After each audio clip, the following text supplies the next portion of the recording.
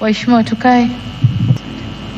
Mheshimiwa Evariste Ndayishimiye, Rais wa Jamhuri ya Burundi, Mheshimiwa Hakainde Hichilema, Rais wa Jamhuri ya Zambia, Mheshimiwa Hassan Sheikh Banyakubahwa twicare.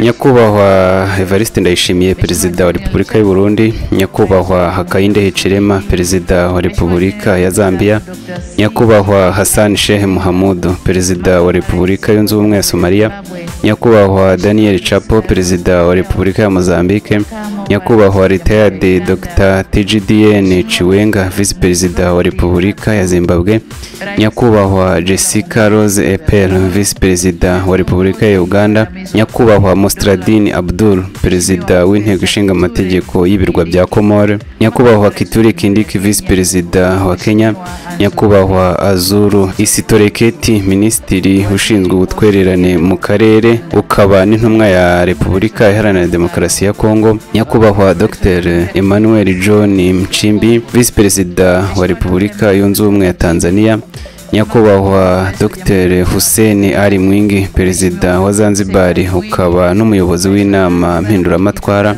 Nyakubahwa Jakaya Kikwete wayoboye Repubulika yunze ubumwe ya Tanzania, Banyakubahwa ba Vice Perezida bacyuye igihe ba Zanzibar, ababaye ba Minisitiri b'Intebe, ba Minisitiri b'Ubutabera ba Zanzibar, abayoboye inzego z'umutekano, abayobozi mwese bo muri Tanzania, Perezida wa Komisiyo yigenga y'amatora, abayobozi b'amashyaka y'inshuti ndavuga Prelimo na CNDD-FDD n'andi mashyaka ya hano mu gihugu, bambasaderi bahagarariye ibihugu byabo n'abahagarariye imiryango mpuzamahanga, abatorewe kujya mu nteko ishinga amategeko, banyacyubahiro bayobozi bacu mu madini, bavandimwe banyamakuru n'abaturage bose muri rusange, bagore namwe bagabo, Tanzania oye. Waheshimiwa wabunge wateule, waheshimiwa viongozi wetu wa dini, ndugu waandishi wa habari na wananchi kwa ujumla, mabibi na mabwana, Tanzania oye.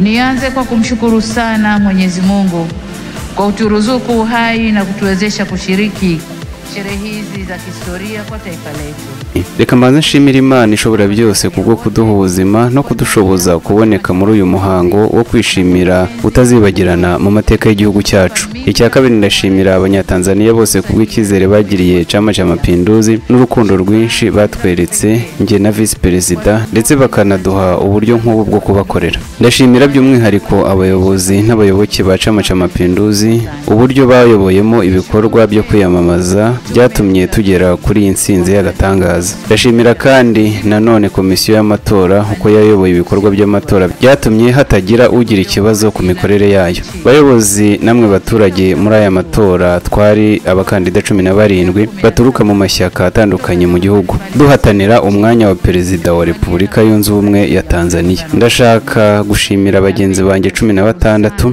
kuko bagaragaje gukora muri demokarasi, kuko mu kwiyamamaza twahatanye dukoresha ibitekerezo kandi twese tugaragaza ko politiki atari intambara. Kwa hoja na sote tulionyesha kuwa siasa sio vita. Tumemaliza vyema uchaguzi na kumpongeza aliyeshinda. Aidha, nitumie fursa hii pia kumpongeza sana Rais wa Zanzibar na mwenyekiti wa Baraza la Mapinduzi, Mheshimiwa Dr. Hussein Mwinyi. Twasoje neza amatora kandi dushimira uwatsinze. Ndagira ngo kandi nkoresha uyu mwanya nshimira Perezida wa Zanzibar hakaba n'umuyobozi w'inama mpinduramatwara Nyakubahwa Dr. Hussein Mwinyi n'amashyaka yandi yitabiriye amatora muri Zanzibar kubwo gusoza amatora neza n'ituze mu mutekano. Zanzibar oye. Ndashimira kandi abatorewe kuba abadepite ku ikubitiro, hanyuma mbabwire ngo amatora yararangiye. Ubu icyo twahawe hano ni ugukora akazi tukubaka igihugu cyacu n'akarango ka Tanzania. Banyakubahwa abaperezida, bayobozi namwe bavandimwe abanyagihugu, igikorwa cyari cyiza kandi biba bishimishije cyane iyo abakitabiriye n'abavandimwe bagukunda. Aka kanya Tanzania yuzuye ibyishimo kubona abaperezida bagenzi banjye bo mu bihugu duturanye n'ibindi by'inshuti baje kwifatanya natwe, nubwo ubutumire bwacu bwabatunguye. Kuba tabashije kuboneka turumva uburemere bw'inshingano zabo kandi turabizi ko ku mitima yabo bari kumwe natwe. Wamejumuika nasi katika tukio hili. Pamoja na kwamba tulitoa mwaliko kwa muda mfupi, Kwa wale walioshindwa kushiriki, tunatambua uzito wa majukumu yao na tunajua mioyo yao ipo pamoja nasi. Tunashukuru pia wote waliotuma salamu za pongezi kwetu. Tunasema asanteni. Turashimira kandi abatwoherereje ubutumwa badushimira, natwe turabashimiye. Bavandimwe abanyagihugu, amatora n'umwanya mwiza ku baturage wo kugaragaza amahitamo yabo, bagahitamo abayobozi babona ko bazabayobora neza bakabageza ku iterambere rirambye. Mu gihe cyo kwiyamamaza twacitsemo ibice, yaba mu ngengabitekerezo yabo turibo ndetse no mu buryo bwa politike nk'igihugu. Ariko nyuma y'amatora, uwatowe na benshi niwe uba amahitamo y'igihugu kandi abategetswe gukorera abaturage bose, abamutoye, abatoye abandi ndetse n'abatabashije gutora. Twebwe rero abatowe, isezerano ryacu kuri mwe ni ugukorera igihugu n'imbaraga zacu zose, impano zacu zose n'ubwenge bwacu bwose. Bavandimwe banjye abanyatanzania, ni byiza kumenya ko guhitamo abayobozi bacu ari ikintu cyiza rimwe mu myaka 5. Ikindi gihe ni ngombwa ngo ubuzima bukomeze.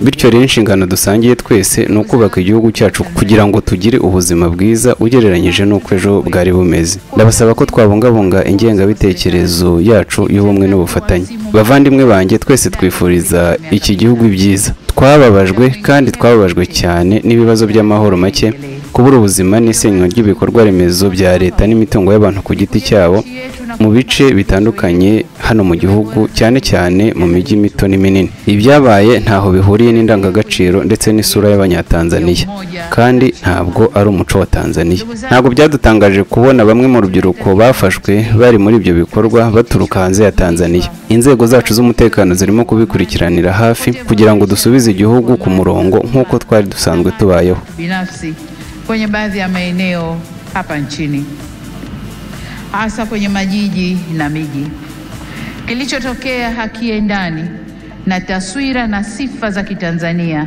na sio Utanzania.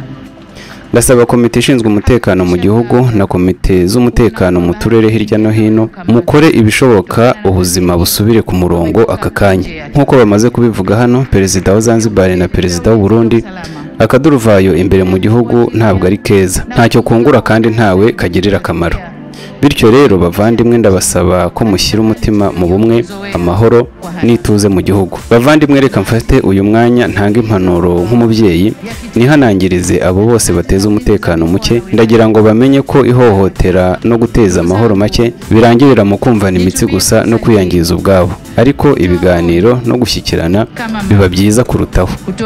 Mureke duhitemo icyiza rero. Nk'uko mubizi, muri buri gihugu umutekano urarindwa, icyo byasaba cyose, ikiguzi byasaba cyose. Bayobozi bagenzi banjye, namwe banyagihugu, nk'uko mubizi, mu bihugu bigendera kuri demokarasi dutumira indorerezi z'amatora ziturutse hirya no hino mu miryango mpuzamahanga n'iyo mu karere kugira ngo bakurikire imigendekere y'amatora. Ukuza kwabo kongera ireme mu muhate wacu wo gutuma amatora akorwa mu mucyo, mu bworoherane, mu bwubahane kandi mu buryo bukurikije amategeko.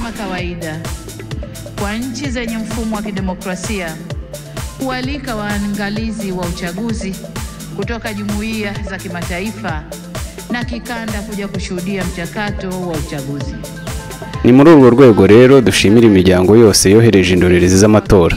Kuva muri Afurika hari indorerezi za Afurika yunze ubumwe, iz'umuryango w'ibihugu byo mu biyaga bigari, iza SADC n'iza EAC. Hamwe nabo kandi twari kumwe n'abandi baturutse hirya no hino ku isi. Amatsinda yose y'indorerezi yamaze gutanga raporo z'ibanze kandi turabashimira uko babibonye, natwe mu cyubahiro cyinshi tubashimiye ibitekerezo byabo. Ikindi, nk'uko perezida wa Repubulika ya gatatu ya Tanzania Benjamin Mkapa yabivuze mu 2000 ubwo yarahiraga, reka mbivuge nk'uko yabivuze mu ijambo ntacyo mpinduyeho na kimwe. Yagize ati: ndashimira abaje kureba uko amatora yacu agenda baturutse hirya no hino ku isi. Mu gihe badushimiraga, twakiriye ubwo butumwa n'umutima ukunze. Twanumvise kandi abavuga ko atagenze neza, hari n'abandi kandi twayiboneye. Amabwiriza yo kutwereka icyo tugomba gukora twayateye utwatsi. Icyakora inama zabo tuzazumva kugira ngo turebe ko hari icyo twakora mu minsi izaza. Iherezo ry'ijambo. Hanyuma rero reka ngaruke ku ijambo ryanjye. Kimwe mu bigize umuntu ni ugukosa. Utagira ikosa na rimwe, inenge na ntoya ni Imana gusa. niyo mpamvu imirimo yose ya buri muntu duhuzwa no kuganira no kumvana, cyangwa se mbivuze mu yandi magambo duhuzwa n'ubwumvikane. Suluhu, ubwumvikane bwa nyabwo, so ubwumvikane nkanjye nk'uko izina ryanjye ribisobanura. Ariko nubwo yaba suluhu nkanjye, nabwo nakora akazi ko kumvikanisha abantu. Nk'uko twerekeza imbere rero, ntabwo tuzananirwa cyangwa ngo dusubire inyuma ngo tunanirwe kubaka ubwuzuzanye bw'igihugu cyacu. Bavandimwe Banyatanzania, guteranira hano uyu munsi si impamvu zo gushimira abatsinze amatora, ahubwo ni ukuzuza ibisabwa n'itegeko nshinga ku muntu ugiye kuba umukozi mukuru w'igihugu mu kuzana amajyambere arambye, kugira ubukungu butajegajega, politiki ihamye n'imibanire n'ibindi bihugu n'abaturage batekanye. Kugira ngo tubashe kubigeraho biradusaba kugira urukundo n'ubufatanye ku bw'igihugu cyacu. Maelewano. Au kwa maneno mengine, tunaunganishwa na uwepo wa suluhu. Suluhu yenyewe, sio suluhu mimi. Lakini hata suluhu mimi nitafanya kazi yangu ya kuunganisha taifa. Tunapoendelea mbele, hatutachoka wala kurudi nyuma kwenye kusimamia yote yanayohusu kujenga umoja na mshikamano wa taifa letu. Ndugu wa Tanzania, mkusanyiko wetu leo hapa sio kwa ajili ya kuwazawadia walioshinda kwenye uchaguzi. La hasha. Bali ni matakwa ya kikatiba ya kukabidhiwa dhamana ya kuwa mtumishi mkuu wa taifa katika kuleta maendeleo endelevu kwa maana ya uimara wa kiuchumi, kisiasa, kidiplomasia na kijamii. Turashaka amahoro no gukurikiza amategeko y'igihugu. Ibitandukanye n'ibyo, imyigaragambyo, urugomo, kubuza abandi amahoro biteza akaga kandi nta nyungu bizanira uwo ari we wese. Ndasaba Abanyatanzania kuheshimu sheria za nchi.